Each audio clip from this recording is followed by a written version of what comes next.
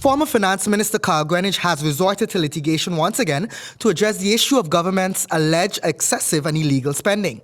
That matter is scheduled to attract judicial attention come April 1.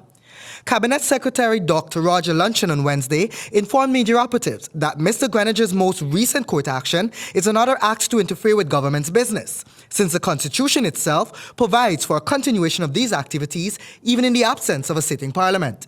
There is nothing in the Constitution, Cabinet has been advised, that expressly forbids the executive government from doing precisely what it is doing. The government spokesman further stated that Ghana is a developing country significantly dependent on external and extra budgetary funding. He went on to explain that this type of arrangement is nothing new.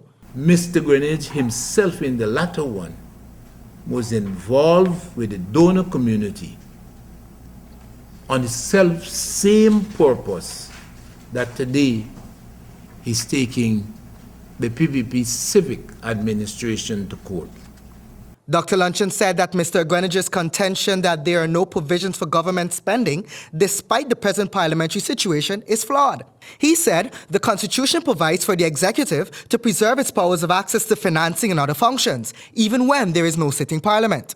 The initial debate started when Mr. Greenidge objected to the recent disbursement of a loan by the IDB to Guyana, citing the lack of parliamentary scrutiny as a rationale for his objection. Mr. Greenidge recently moved to the courts requesting that the proceeds under the loan agreements be paid into the consolidated fund. Dr. Luncheon said Mr. Greenidge may be constantly seeking the court's intervention since the current administration's interest in developing Ghana is paramount. Dr. Luncheon expressed that Mr. Greenidge may be heading in the wrong direction.